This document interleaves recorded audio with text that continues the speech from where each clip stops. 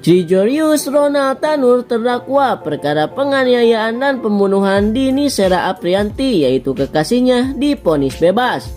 Vonis itu tentu mengejutkan banyak pihak. Alasan hakim memberikan vonis bebas pada Ronald Tanur pun bikin siapapun geleng-geleng kepala. Diketahui Ketua Majelis Hakim PN Surabaya Erin Tuahda-Manik memvonis bebas anak ex-anggota DPR RI itu. Padahal Ronald Tanur dituntut 12 tahun penjara. Vonis bebas ini lantaran Ronald Tanur tak terbukti membunuh Dini. Dini disebut meninggal dunia karena alkohol. Damanik meyakini Dini meninggal bukan karena penganiayaan atau terlindas kendaraan, melainkan karena adanya kerusakan lambung akibat terlalu banyak minum alkohol saat karaoke. Hakim Damanik menyimpulkan bahwa penyebab kematian Dini karena adanya luka robek pada organ hati akibat penyakit lain, yakni akibat mengonsumsi alkohol. Menurutnya, ini dikuatkan dengan bukti hasil visum et repertum jenazah Dini dari RSUD Dr. Sutomo Surabaya. Selain itu, Hakim Damanik juga membacakan pertimbangan lain dalam momen sidang putusan perkara tersebut, di mana tidak ada saksi yang melihat secara langsung bahwa Ronald Tanur berniat menganiaya atau membunuh Dini Sera Aprianti. Sementara itu, Kasih Intelijen Kejari Surabaya Putu Arya Wibisana menyebut pihak jaksa penuntut umum sudah menyampaikan tuntutan secara jelas bahwa luka pada Dini akibat benda tumpul, ada pula luka akibat lindasan ban mobil Ronald. Putu mengaku tetap menghormati keputusan pengadilan. Meskipun begitu, pihaknya tak akan tinggal diam dan mengajukan kasasi.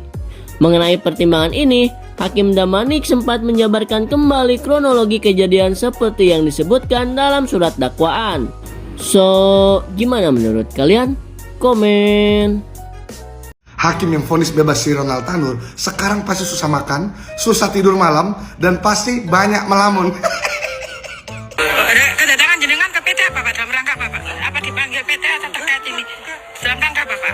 Iya, namanya silaturahmi. Oh, silaturahmi ya Pak ya? Oh, ini ya. Ke PT itu teman saya Oh.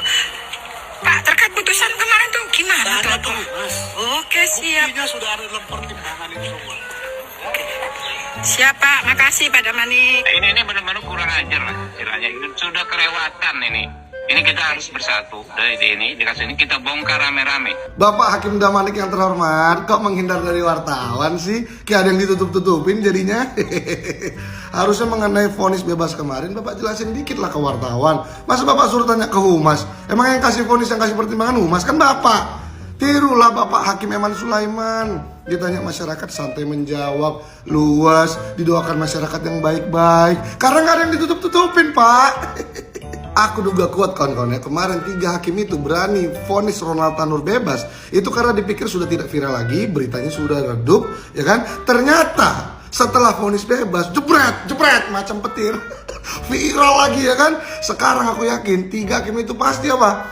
Susah tidur, susah makan, pucing-pucing, deg-degan, dan apa? Dan cari jalan keluar tikus supaya selesai.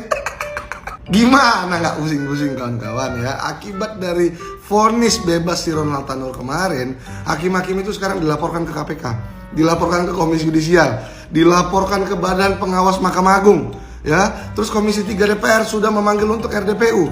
Ditambah lagi jaksa juga pasti nggak akan tinggal diam, pasti kasasi. Yang paling mengerikan apa? Netizen nggak akan mungkin diam, pasti terus koar-koar memviralkan, sampai lubang semut pun pasti dikejar. Pusing kan, bertubi-tubi kan Pak Hakim-hakim ya. Jadi tobatnya Pak Hakim ya. Apa cuma gue yang kaget ngeliatin berita kasus anak DPR yang akhirnya divonis bebas atas penganiayaan kekasihnya sampai tewas? Apa cuma gue yang kaget? Apa lu juga kaget?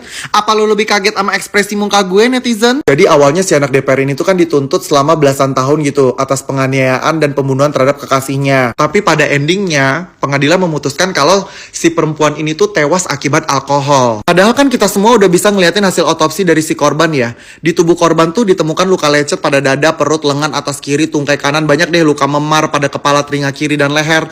Terus juga ada ditemukan pelebaran pembuluh darah pada otak, usus halus, usus besar, sehingga mati lemas. Terus kenapa hasilnya jadi gara-gara alkohol? Hah?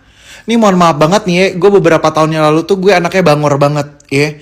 Gue tiap hari mabok say. Segala jenis dugem, segala jenis alkohol udah pernah gue cobain, say. Mohon maaf. Tapi nggak pernah tuh ya sepanjang karir mabok gue pulang-pulang muka gue bonyok, leher gue memar, ya kuping gue berdarah, tuh nggak pernah, say. Kecuali nih ya, ada orang yang sama-sama mabok lagi berantem, nah itu beda cerita, ya kan? Nah, gue nggak ngerti nih, ini sebenarnya mabok alkohol apa mabok lem nih sebenarnya. Gue kagak pernah soalnya mabok lem. Nah, di artikel yang lain tuh gue baca ada kejanggalan di kasus ini mulai dari tidak adanya saksi atas kejadian hingga mengabaikan hasil visum yang menunjukkan adanya bekas kekerasan di tubuh korban. Nah, kan? Terus di artikel yang lain tuh gue sempat baca juga ternyata ada bukti CCTV yang memperlihatkan kalau terjadi percekcokan antara korban sama si anak DPR tersebut. Memang sih di hasil otopsinya itu tuh memperlihatkan selain ada kekerasan benda tumpul di tubuh korban itu tuh memang ada alkoholnya. Tapi masa gara-gara alkohol doang bisa begitu sih, saya bingung gue. Dari kasus ini cuma satu yang gue pertanyakan. Kenapa bapak gue dari dulu nggak kerja jadi anggota DPR aja?